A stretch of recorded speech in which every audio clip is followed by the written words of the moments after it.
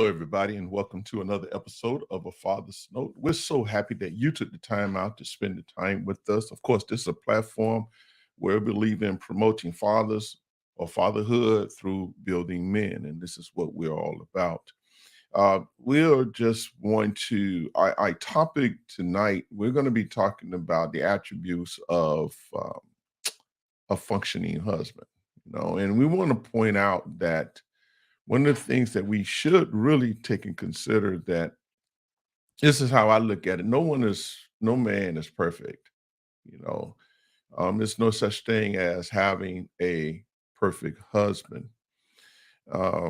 He's going to have flaws, but can he be a functioning husband? Can he be a husband who who really loves you as a wife, love his children, believe in taking care of his family, loving on his family. And I think that is so essential. And this is where we want to get to tonight. And we hope that we can make some contributions to help you speak to that. But I want to say this that before we go any further, is that uh, if it's your first time watching, we hope that you really get something out of our platform.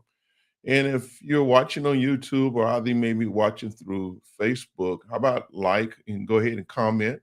How about share? How about plug someone in your channel or your platform, letting them know, hey, we're here, especially if it's someone who you believe that can benefit from we what we are discussing here. I am off also, I would like to say that I am so encouraged by many of you who do watch our platform here who watch your father's note regularly. It's not every now and then, but you're watching what we do here regularly. We want to say thank you.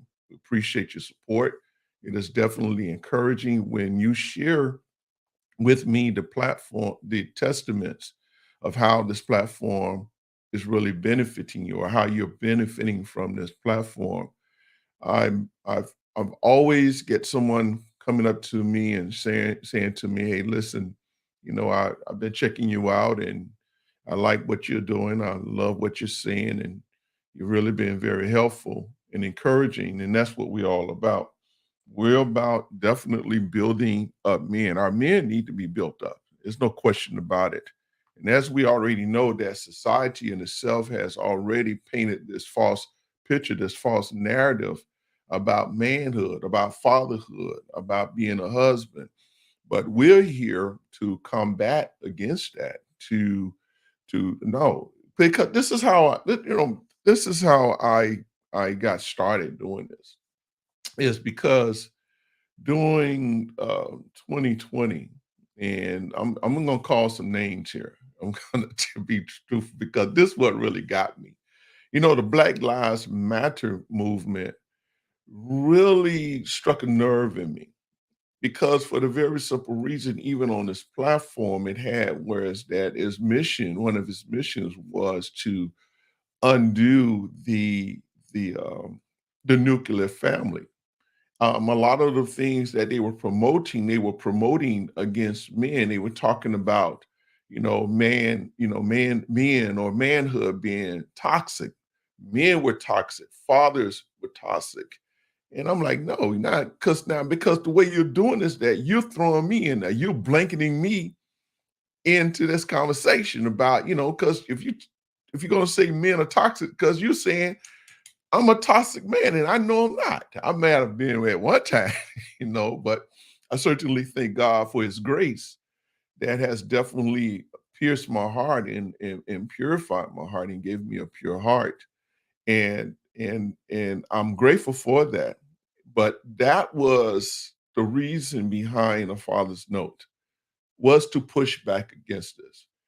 I those of you who may know, many of you who are doing, especially do live broadcasts, it's not an easy task, because it's always, man, what are people going to think? What are people going to say? How are they going to feel about this? How are they going to feel about that? But you know what? I had to push my nerves aside. I'm like, no, no, just the mission itself was enough to encourage me, like, and push me to, it's like, no, I have a voice against this. I have a say against what's being produced, what's being categorized about our men, because there are a lot of men. We have a lot of great fathers now, whether y'all believe it or not, regardless of what society may say. And do we have fathers who have fallen from their place of grace before God? Absolutely. They certainly have. We do. We do.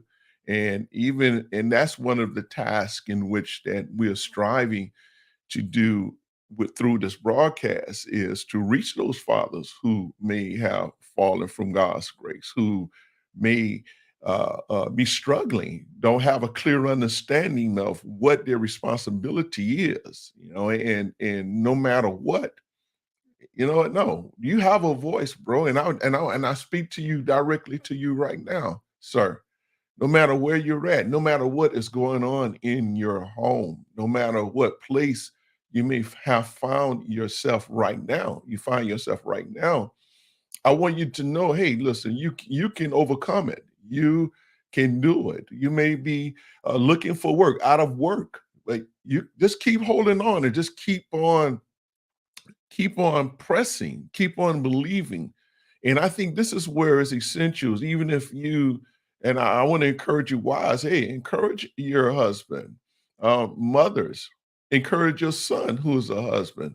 Sisters, encourage your brothers who is a husband. Hey, let them know, give them, they may not have a wife who can give them affirmation, but you as a sister, you as a mother, you can give affirmation to him, because men thrive off affirmations. Yeah, we messed up. We have some issues. I'm talking about some serious issues going on. But if you just continue to stick with us, and you can continue to, I'm not telling you to pamper us. We don't need to be pampered. That's not what we need. The time for pampering was when we, oh God, because this is a family show, I want to keep it as clean as possible. But the time for pampering, when you was, up on your mother's chest, up until the time you was about 8, 9, 10, it was time to get off the chest, and put on your pants, put on your britches, as the old folks say, and let's do this thing and learn how to become a mature man. So we don't need the pampering. No, what we need your love, but we also need your affirmation. Instead of telling us what is wrong with us, how about tell us what is good with us? And this is what we want to say, share with you tonight about being a functioning husband. And again, I know, and again, I want to say this is that I know for a fact that there are a lot of women who are married to a man. You have a husband, and you and yourself, what you're doing is that you're looking for perfection out of him. He's not going to be perfect. So, 'cause let me ask the question. Ask yourself the question: Are you perfect? Do you have all your ducks in the row, as the old folks used to say? Are you that perfect 10? Are you that 36, 24, 36 woman? Are you a Proverbs 31 woman? In your mind. And it's a possibility that even when it comes down, you may have, let's say, I'm just gonna just throw a general number, 9 out of 10 of those Proverbs 31 uh, uh, uh, attributes. But guess what? There might be one you lacking in. It might be the fact that you, as a wife, you don't know how to budget. It could be that, or you don't know how to cook. But you married though. It might. Hey, but he's the cook. But whatever it is, see, and I believe this. I'm a strong believer that, and I say this, but as far as when, and I'm gonna just use my wife and I as a comparison. Believe it or not, that those things that I am weak in, those are her strengths. Those areas in which that she is weak in, those are my strength. So we complete each other. We complete one another. We acknowledge, hey, listen, I'm not that good here, but you are. So hey, you can take the lead. I don't have a problem, because it's not about me or you. It's about us. It's about us as a couple. It's about us as one, walking in one. Hey, listen, and I'm just keeping it real. I want to say hello to everybody who's watching. Whether you're watching on Facebook, I See my godmother on there. God bless you. God bless you. All of you. I don't want to get in the name caller because somebody might get upset because I'm not calling them name, but I want to thank you all for your comment. Please share. Please share the content what we have here.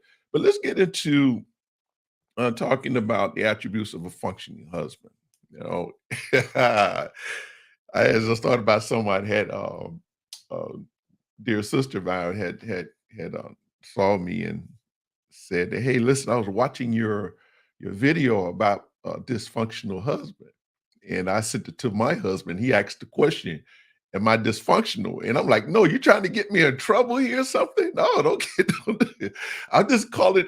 I'm just calling it for what it is. I'm just calling it for what it is." And I want to say this here too. Listen, at one time, at many times, for a long time, I was a dysfunctional husband. I really was. But that's why I can speak to it right now. I can speak to I all those things in which that, you know, most dysfunctional husbands do or have done or are doing, I have done it all. But I thank God for grace. I thank God for humility. I thank God for him taking me through those really tough, trying times in which that I went through almost the majority of my life when you talk about marriage. I mean, I had those experiences. And at the end of the day, what I learned, it wasn't always, and I want to help you, brothers, stop pointing fingers at your wife, because things are not always going right. Stop it. Stop it. Stop it now. No. No, as I stated in our last broadcast, that if your house is dysfunctioning, if there's no peace in your home, if it's chaos, you got disrespectful children or whatever, take a look at yourself. You know, you're the foundation. It's a possibility because you're not functioning as you should, right? In your home. You're not functioning as you should as a husband. You're not functioning as you should as a father. And if you aren't, we hope that what we're seeing here tonight or in our past broadcasts, that you are gleaning something from it. Maybe we're seeing something that would strike a nerve, in you, and like, oh man, I didn't see it that way, or I did not uh, uh, realize that I was doing this. And my wife and I, we have conversations. She point things out to me because this is where we get stuck at, brothers. We have, and I really want to take my time and lay this out because I want you to really understand a lot of who we are today. In some instances, now listen to me carefully. A lot of who we are today, most of it, could or has a tendency to have come from how we was raised, how we were reared, what we were exposed to in a home, whether or not with a father or without a father. So if we're not getting what we need, and this is going to be one of my points as far as talking about being a functioning husband, if we're not getting what we need, or if we're not seeing a loving husband, a good model of a husband in a home when we're growing up, because we are creatures of learned behavior, we would have a tendency to want to repeat that because we think in our minds and our young minds is that that is the way that it should be. That is the way that it should go.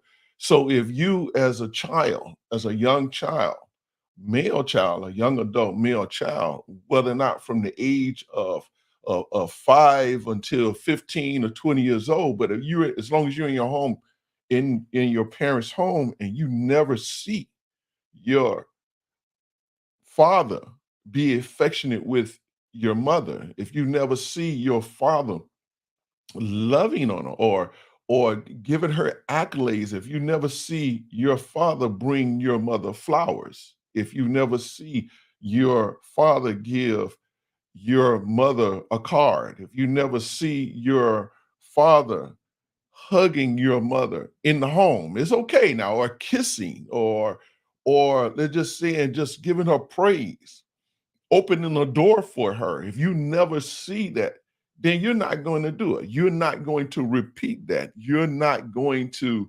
duplicate that actions. But if you see, because whatever you see, whatever you're exposed to, that's what you're going to duplicate. If you see your father, yeah, your mother and him and your mother are married, but yet still, because when you riding around and you with him, he's always on the phone with other women, or he's hanging out with other women. You're going to, most likely, it's a possibility you would repeat that. If you see him being abusive to your mother, most possibility you are going to repeat that. So I think it's a very good thing that when you look in the mirror, brothers, is husbands, men, that you be very transparent and honest with who and what you see. Yeah, because one thing about the mirror, you know what? This just thought just came to me. Excuse me, about the mirror. The mirror would only reflect what's on the outside, right? And so we as men, we would have a tendency to want to focus on what we look like outwardly in a physical sense. But your wife, your family, they will be a reflection of what you look like on the inside. So I hope y'all got that. And I hope it makes sense because because what you it's not it's not what goes in, but it's what comes out. I don't care. You could be the most cleanest dude, well groomed, kept groomed, and still be a hellraiser, still be a narcissist, still be be an abusive husband to your wife, or you can be lazy, don't want to work. You could be, oh God, what's the word I wanted to use here? Well, anyway, moocher. That's it. You could be a moocher off your wife, if y'all know what that means. Anyway, but those are the things that you definitely want to avoid. You don't want to be like that. But your family, though, they will reveal what you are, who you are on the inside. You know, my wife and I, we've had these conversations. The children, my children have, they tell me real quick, hey, dad, you just don't listen. Pops, you don't listen. Well, to me, I'm like, what you mean I don't listen? Because to me, yes, I am listening. Even my wife have said that. So I've had to really, the more they kept saying it, and not on those things, the more they kept saying it, the more I had to step back and really take a look beyond what I see in the mirror and see who I really am. So I encourage you, brothers. Hey, look, if you broke, man, and they're telling you what you need to fix it. Because your family can really be an X-ray to who you really are, to what you present. And then what happens if you are a kind-hearted, peaceful man in your home, if you are a loving man in your home, what happens is that they begin to duplicate that, you know? So we have to, then also I want to say this, be careful, brothers, because husbands, because what you sow, you will reap. It's no question about it. Now, what do you mean? If I'm being abusive to my wife, who's going to be abusive to me? But hold on, though. It's not necessarily that it has to happen to you. If you have daughters, that's what's going to happen. Somebody can end up being abusing them. If you have sons and you being abusive, guess what? They can end up being abusive to someone else's daughter.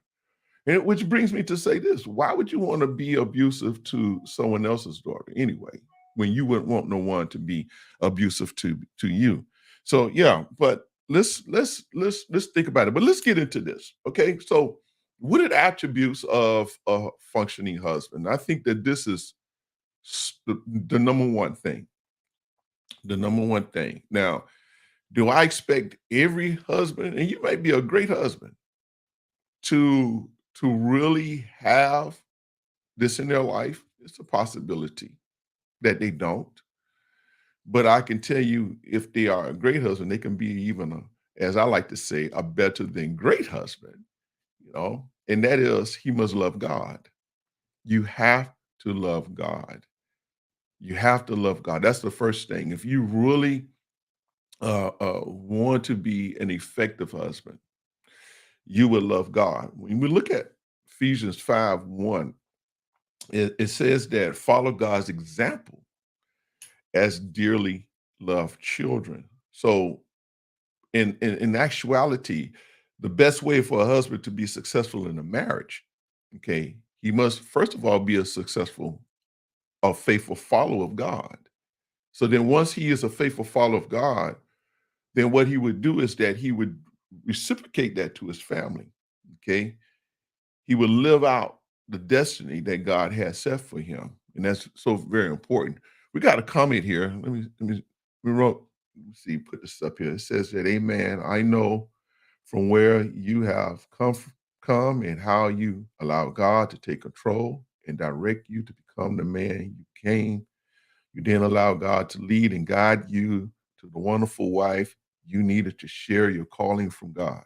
I'm proud of you, of your destiny." That's my godmother. God bless you, Ma B. That's Ma B. Thank you so much for that praise. I appreciate that. That love offering. Thank you so much for that. Yeah, but you got to love God. You have to love God. Okay. Number two, you got to know your identity. And if you know your identity, you will know your purpose. Okay. And I like to say this, that the best place for a man or son or husband to learn of his identity is from his father. And it is his father who is responsible for instilling the identity in that man.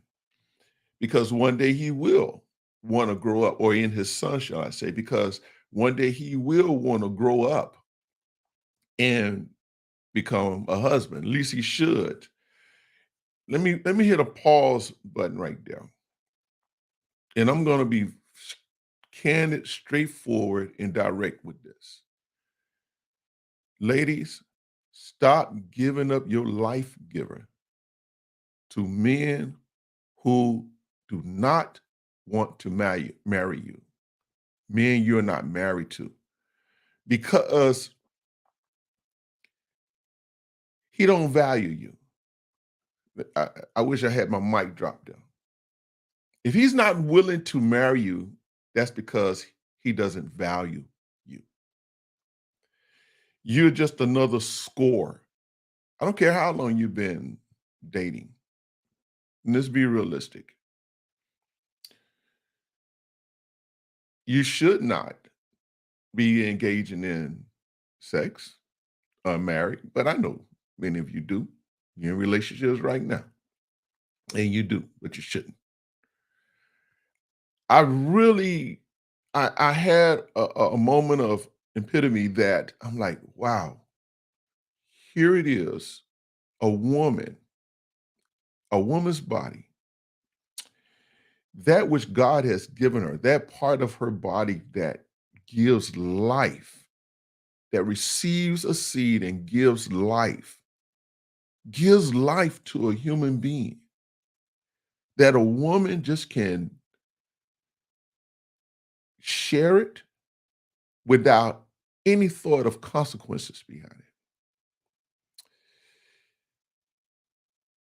How is that? How is that? Have you really considered that?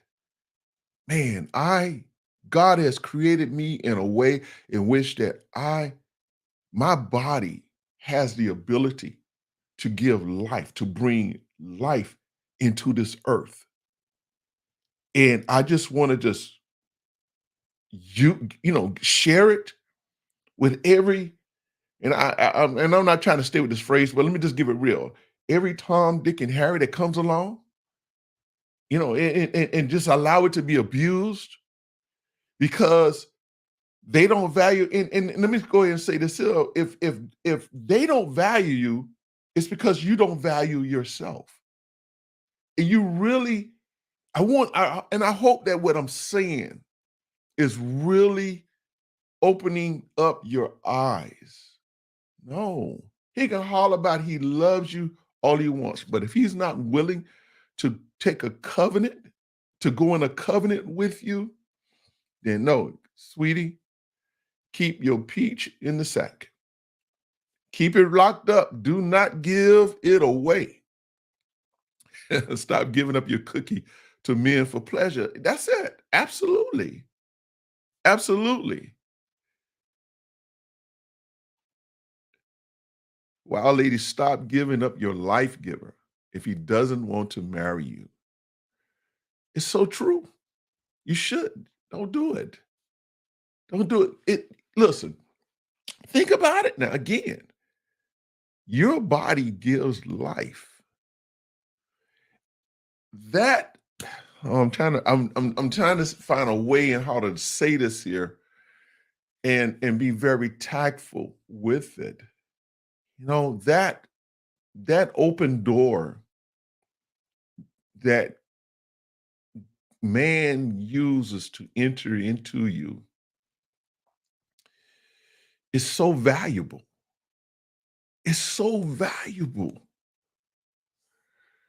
But you just give a key to every man that comes along because he fine, oh he this, he that, and, you know, and then the other side to it too is that why must you be so promiscuous? Why would you be so uh God, what's the word that you know you're so open to give your body up? Is it possibly that you could have um my mind is turning, y'all. That's why I'm so many thoughts in my mind. That's why I'm just taking my time and I want to phrase this and say this correctly and say really what I'm thinking because I think this is important.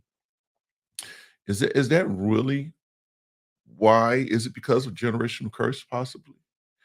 Could it be because you were violated when you were younger? And so now that Pandora's box has been opened, you cannot help yourself. Let's be authentic about this. Yeah, I know we talking about a functioning husband, but I just wanted I have to share that. No, let's stop that. And then when the man impregnates you, then he cares nothing about you. It's easy for him to walk away because he has no value in you. You know, he got what he wanted. He's gone. Now you upset because he doesn't care about you. He doesn't care about the child, and you're upset. Now you want to take some kind of legal action. Well, so what you do? You run to the system in order to vindicate you. You run to the system in order to get revenge because you feel he violated you and he gave you life, and now you don't brought life into this world, or either he put you in a position where is that you're now contemplating committing abortion, you know, which is murder. Come on, let's be realistic about it. Now you want to commit an act of murder because now you got a child that you don't want because the man that you laid with, that you gave up your cookie to, that you gave the keys to your door with, he doesn't want it. He don't have anything to do with you or the child. No, stop that. No, stop it. Look, get your keys back. Go around, collect every last one of your keys from all the men you done gave it to, and put them back. Hey, put them back in your pocket or wherever you want to lock them up until the right man comes along that want to love on you and want to cherish you and respect you for who you really are. Okay. Well, first of all, I said he must love yourself. Getting back to the attributes of a functioning husband. Okay. First of all, you got to love God. That's the first thing. Second of all, he got to know his identity, right? And you know, the scripture that comes to mind when I talk about he gets his identity from the Father is the Father who instills into his son that hey, he's a man. It is the Father's responsibility to mature that his son into a mature man, to rear him up, to raise him, to teach him those values of being a mature man. You know, it's his responsibility. And so when you have a son that is dysfunctioning, is the possibility is because that there was a disconnect between him and his father, right? Proverbs 22:6 says that we ought to train up a child in the way he should go. And when he is old, he will not depart from it. So I realized it was my responsibility, you know, having three sons to train up my sons in the way that they should go. Rear them up. Make sure they understand, first of all, hey, you are a man. You are a man. And then teach them what those attributes of what being a man is. Okay. So that they would know what is required of them in order to be an asset to um, society and not a liability. And that is so important. That is so important. Okay. So you got number one, you got to love God. Number two, you got to know his identity is. Okay. Number three, you got to love his wife. You got to love your wife, bro. You got to love your wife. A functioning husband loves his wife regardless. Regardless. Ephesians 5:25 says that husband, love your wives just as Christ loved the church and gave himself up for it. So the question is, are you willing to die? Do you love your wife enough where you're willing to give up your life for hers to save her life? Yes, I do. And I hope that every husband out there is willing to do that. My wife has shared with me how um, one of our children's uh, friend, uh, she was diagnosed with cancer. And I hope I'm okay with sharing this, but I think this is important. This is a great example. He She was diagnosed with cancer, and the first time she was diagnosed, she overcame it, but then um, it came back, right? Well, the second time it came back, then her body began to change. Y'all know what cancer does to the body. He left her. He left her because he said he couldn't do it. He couldn't deal with it. Not only did he leave her, but he left their children as well. I said that that's a man who only loved himself. He didn't love his wife and his children as he should, as a man should. And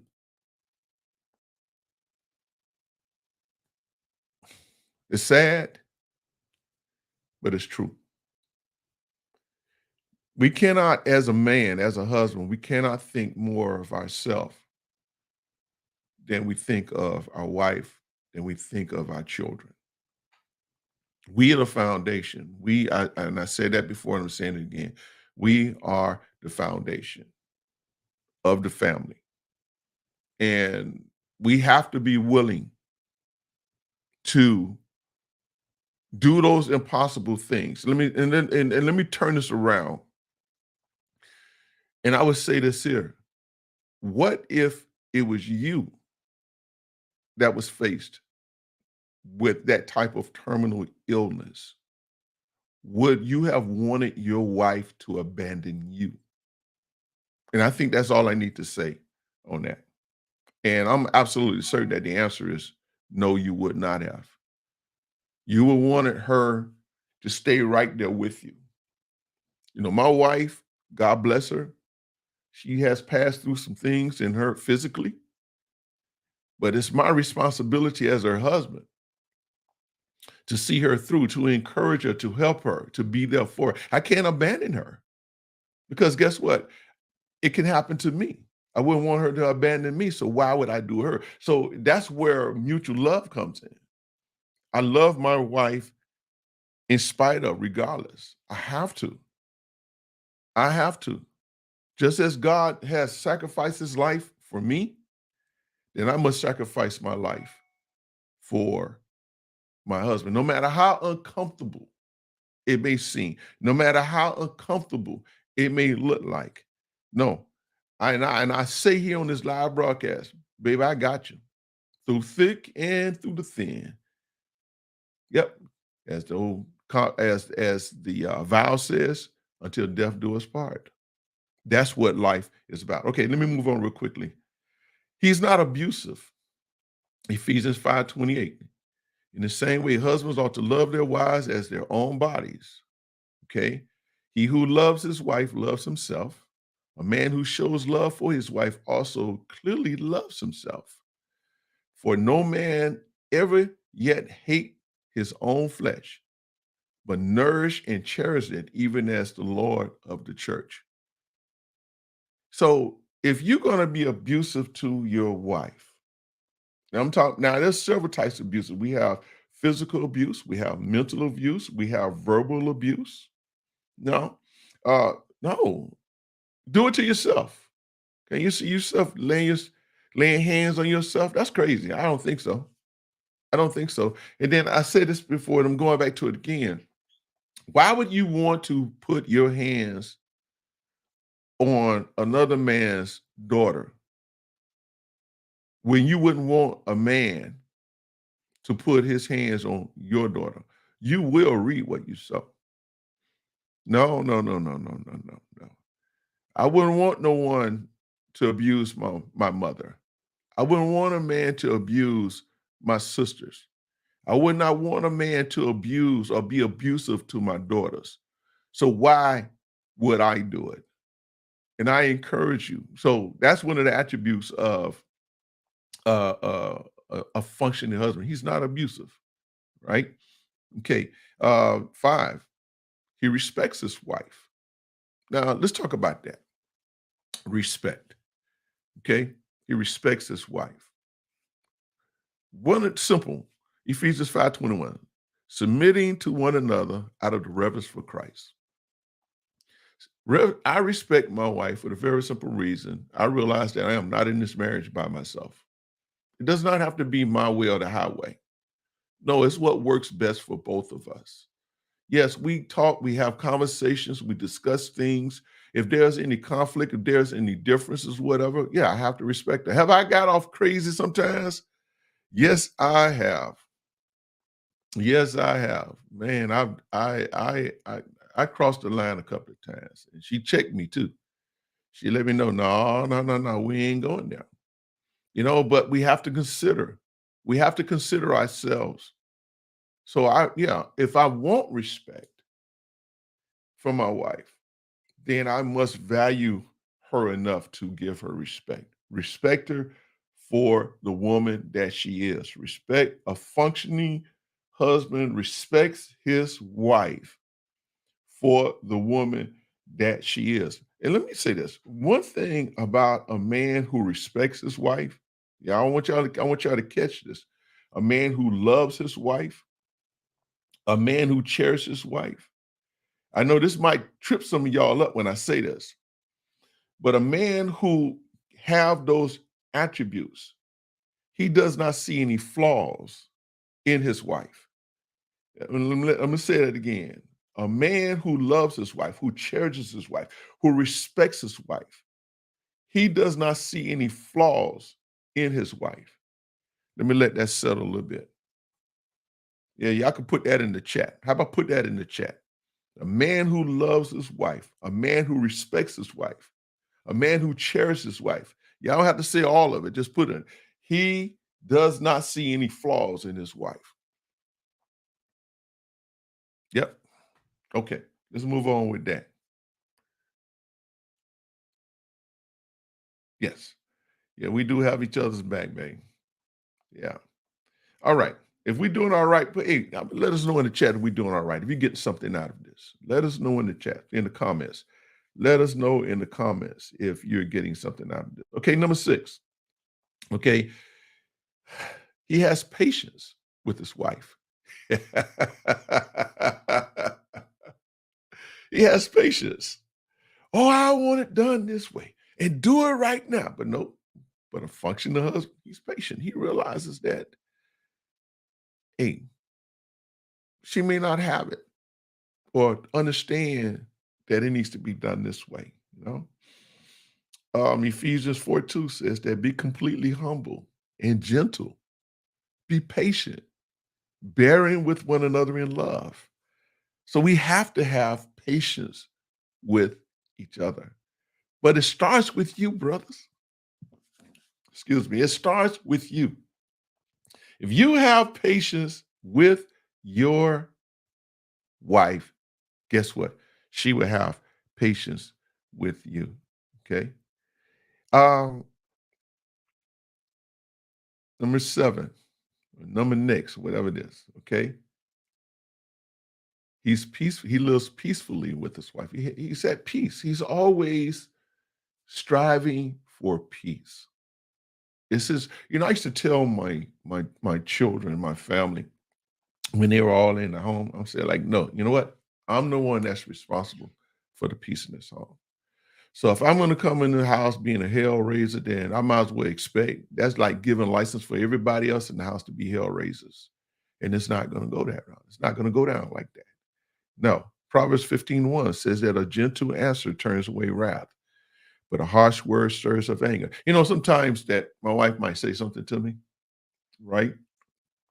And I want to say something that I know if I see it, it's going to start something. So I won't answer. So then I won't respond. I heard him, but I won't respond because I want to give thought. Okay, is this really what I want to say? Or if I say this, how is this going to make her feel? And, there are times, even when I've attempted to be tactful in my response to her, she'll let me, oh, I ain't like that.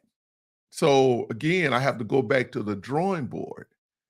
But no, I'm not going to, to finish my other point is that the reason that what I'll do, I won't say anything, but she said, oh, you're not listening. See, you're not listening. I'm like, yeah, I heard what you said. I just don't want to respond right now because if I do respond, it's not going to be a kosher response. And I don't want to subject, and it's my responsibility. If I say I love her, if I cherish her, if I respect her, then it's my responsibility not to, just because it's what I feel like saying, or just because it's what I feel like doing, and I want to be right, no.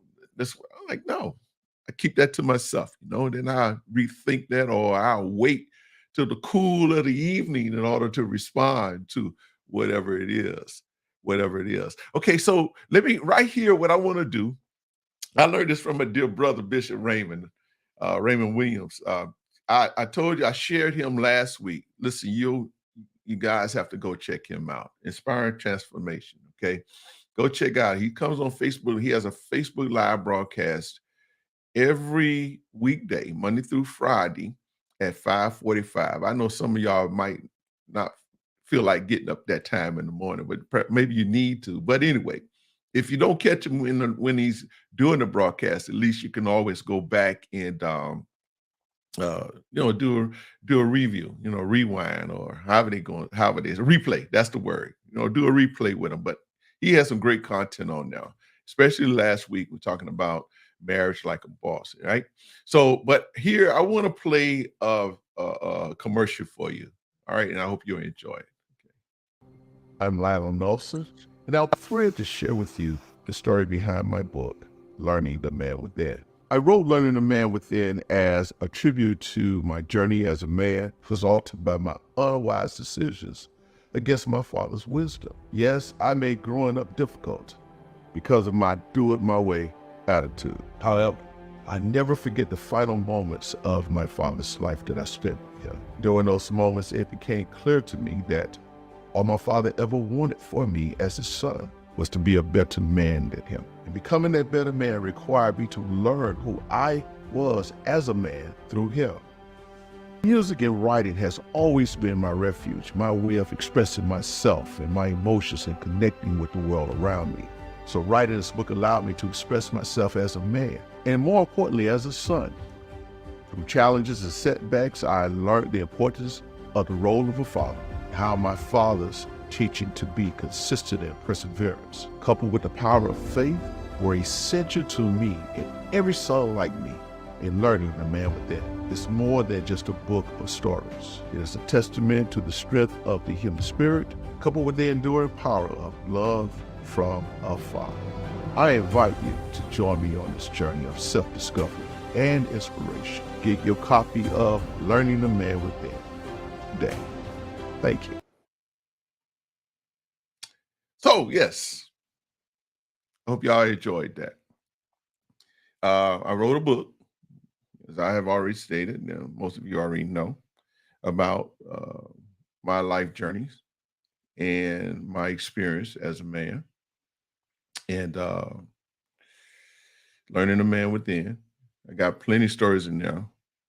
And one of the things that we were talking about tonight, as we're talking about tonight, about being a functional husband, and I share uh, in this book my, as I refer to, my wife expedition, and yeah, all of my marriages I've been in, and uh, I'm not. Let me say this too.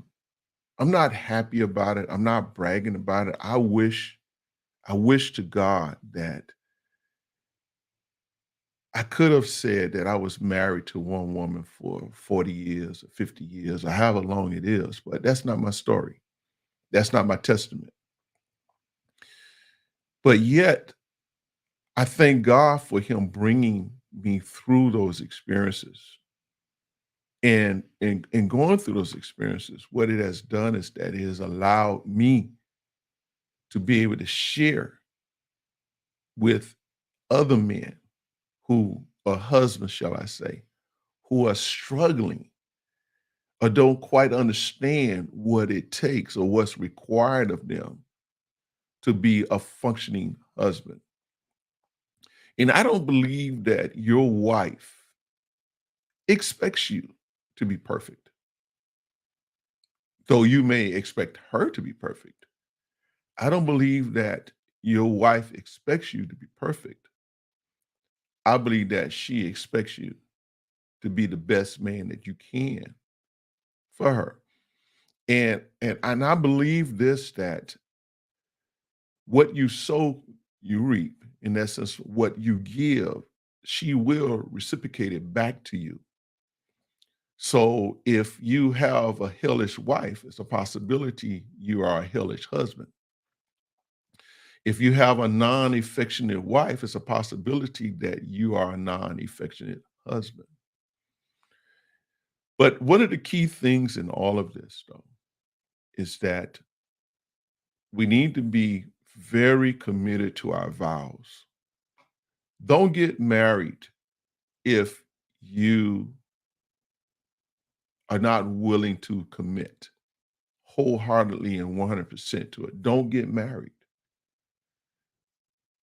It's sad that, during the early, from, if I understand the statistics correctly, it's amazing that over 50 years, after 50 years, how the marriage ratio is has changed so much. Whereas that uh in the 60s, we had 75% of marriages, in overall. I don't want to get into the black, white, purple, or whatever. No.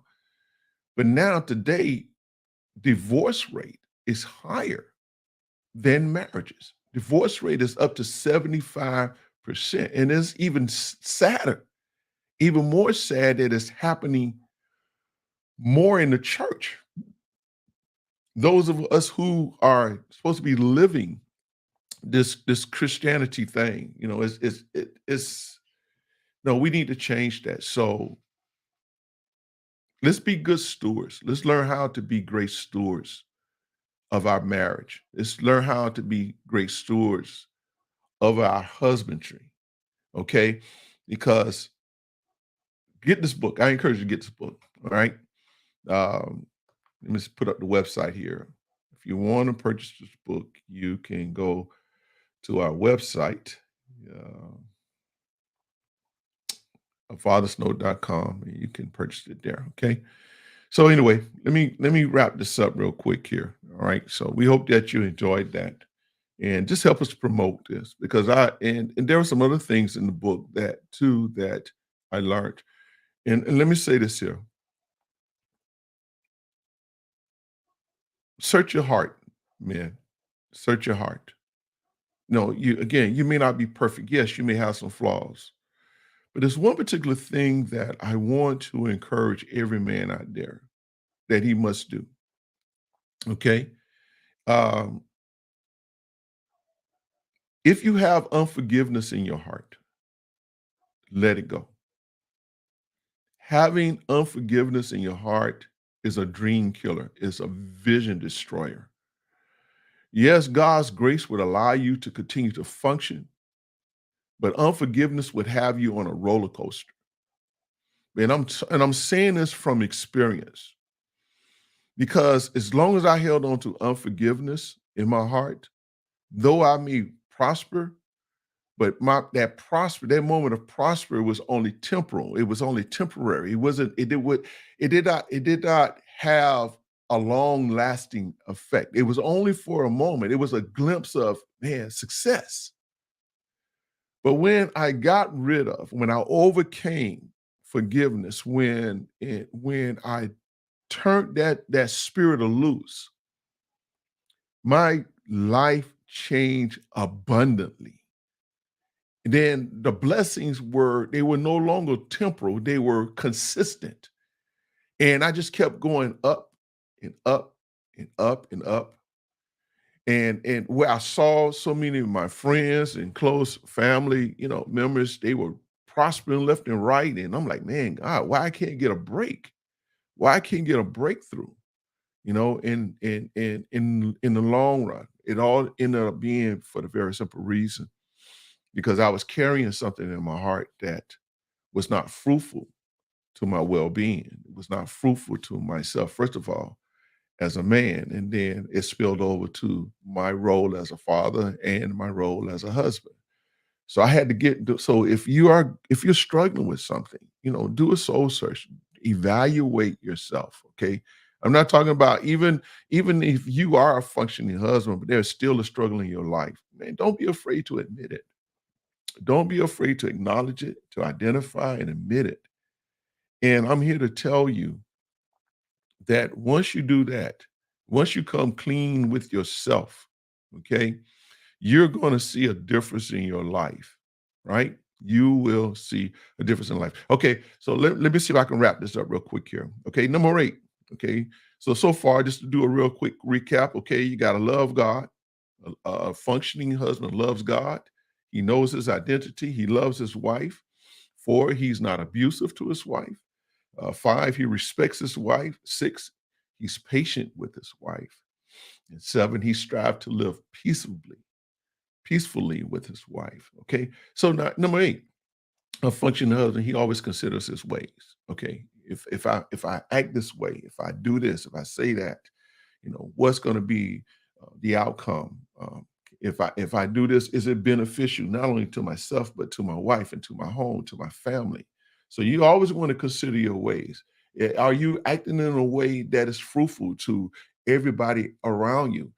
Consider your ways even when you're away from home. When you're on your job, consider your ways because you don't want to do anything that will bring a reproach, not only just about yourself, but to your wife, to your family as a whole. Okay. You don't want to do it. So number 8, he's going to consider his ways. Number 9, he's not controlling. You're not controlling. No, stop being controlling. It's not going to go your way. And there are times, yes, I had said one time before, you know, hey, I don't mind my wife making decisions. I'm okay with it. Okay. We talk it out. All right. But if you think that's a good idea, okay, then let's do it. It doesn't have to be I'm coming in my home and I'm ruling my home with an iron fist. It has to be no, no, no. Guess what though? I got checked like that one time by my wife. Yeah. She checked me. Oh, you acting like everything needs to be you. Be what you want. It has to go this way. She checked me. I had to humble myself. Yep. Okay.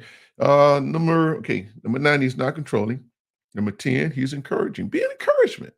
Especially if your wife is engaged in something she has a vision. Let's say she has a hobby that, she may be thinking or considering, to turn into a business, you know. Um, uh, support her, encourage her. Hey, babe, you can do this here. And if you have the resources that can assist her, provide your resources. Don't be selfish about it. It can't be about you because however she prosper, guess what? You're going to prosper as well. You will prosper as well. Okay. If we're doing all right, give us a thumbs up. We're doing all right in the chat. Let us know we're doing okay. All right. Number 11. Okay. He has a vision that benefits his family and not just himself. He's a visionary. You got to be a visionary, brothers. You have to be a visionary. You got to have a vision. Okay. Do you just want to, you know what? You may start off when you got married, you may start off in an apartment, 1 or 2 bedroom, but do you have a vision to want to buy a home, to purchase a home?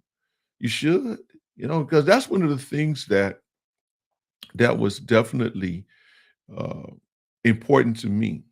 When my wife and I got married with our 8 children. Of course, 6 of them was at home.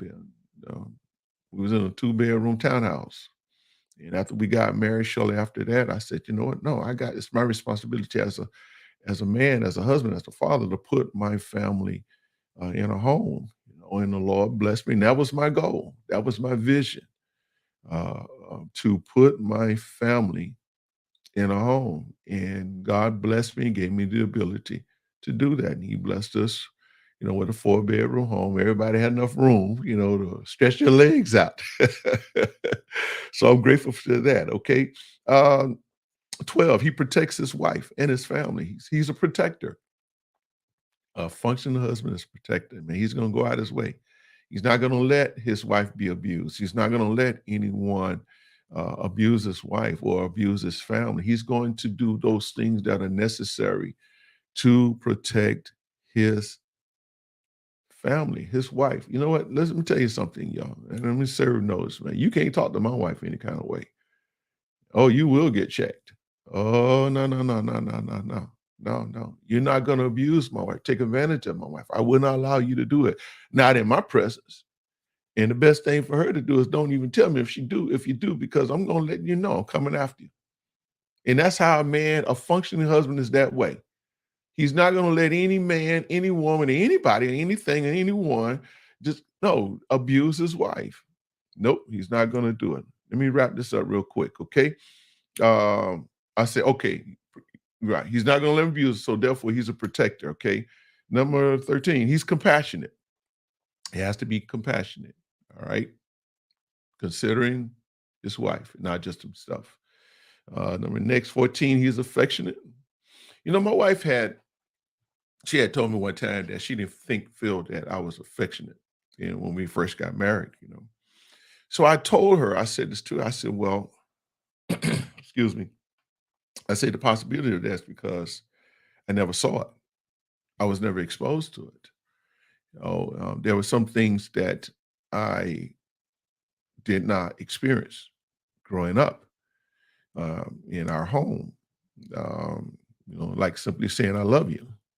That's something that I wasn't always privy to. So when she shared that, you know what? She helped me with that. She walked me through that as far as how to be affectionate. And as a matter of fact, you know what? She even told me, she shared with me, hey, listen, what I can do to show affection to her. So wise if your husband is not being affectionate, try to help him out. And if he's the man that he desires to be, he will uh work on it. And then next thing you know, you be having a fly swat trying to keep him off you. Get away, get away. Will you leave me alone? No, no, no. That's what you want to do, right? Okay, we almost done. Okay, he's accountable for his own actions. All right, that's number 15. He's accountable for his own actions. No, take responsibility. If you mess up, you mess up. Don't be afraid to say, you know what, I was wrong. Don't be afraid to say I was wrong. That's what a functioning husband does. He will take accountability for his own actions.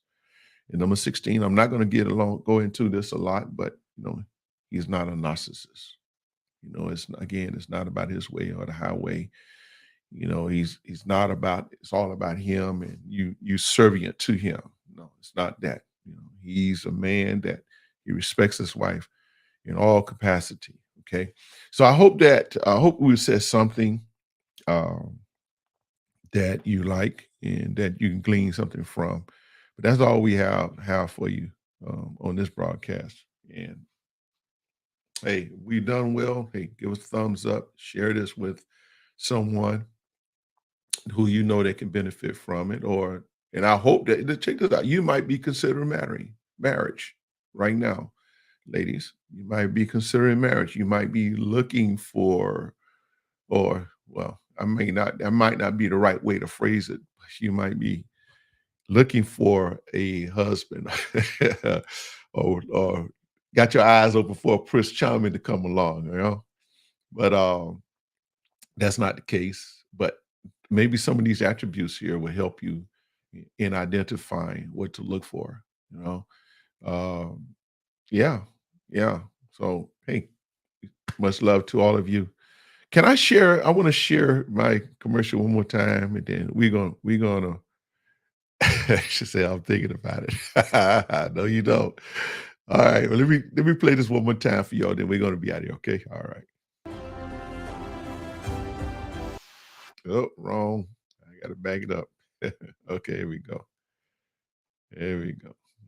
One, I'm Lionel Nelson, and I'm thrilled to share with you the story behind my book, Learning the Man Within. I wrote Learning the Man Within as a tribute to my journey as a man, resulted by my unwise decisions against my father's wisdom. Yes, I made growing up difficult because of my do it my way attitude. However, I never forget the final moments of my father's life that I spent with him. During those moments, it became clear to me that all my father ever wanted for me as his son was to be a better man than him. And becoming that better man required me to learn who I was as a man through him.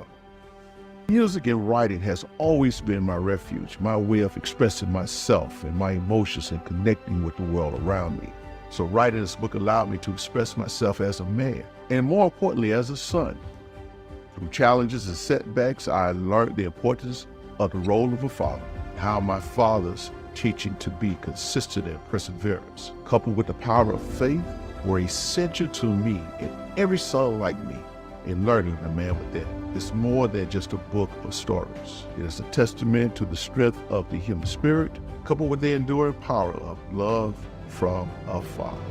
I invite you to join me on this journey of self-discovery and inspiration. Get your copy of Learning the Man Within today.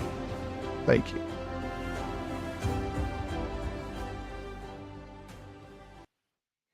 Hey, thank you all. Thank you all so much. Hey, please, how about support us here at A Father's Note by purchasing the book? It could be helpful. I'm telling you. I'm telling you. I had a young man, as a matter of fact, his father had read the book, and he shared with me, the father shared with me how the book really had him in tears. It really helped him to see his relationship with his father and how it really ministered to him. And then he shared it with his son. And his son came and told me he read it in 2 days, you know, and then he shared with me what he had gotten out and what those little nuggets that he need to value, especially going forward, you know, as a man, and especially looking for companionship. What you because it's you got to know who you are, brothers. You have to know who you are. It's so important. It's so essential that you know who you are, because if you know who you are, it's easier for you to be able to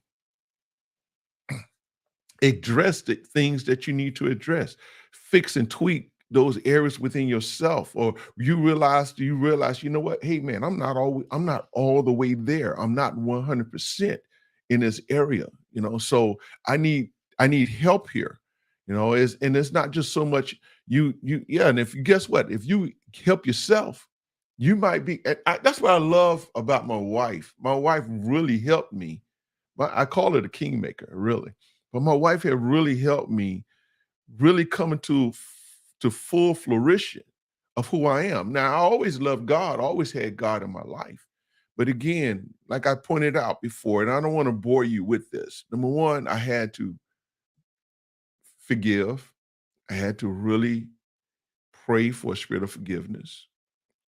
And then once I did that, you know, God put the right woman in my life, a great woman in my life. And man, she was essential. And I'm not, and I don't want to sound like I'm really, putting my wife on a pedestal or anything like that. But no, I gotta give her thanks. I gotta give her gratitude for her being a woman, and she really proved herself because even in some trying times in our marriage and in our relationship, because of circumstances and things that some of the things that were beyond our control, man, she really helped pull not only me but the family through, and I'm grateful to her for that. And I'm saying this to you, husbands out there. If you have a wife like that, man, be grateful for her. Be thankful to her.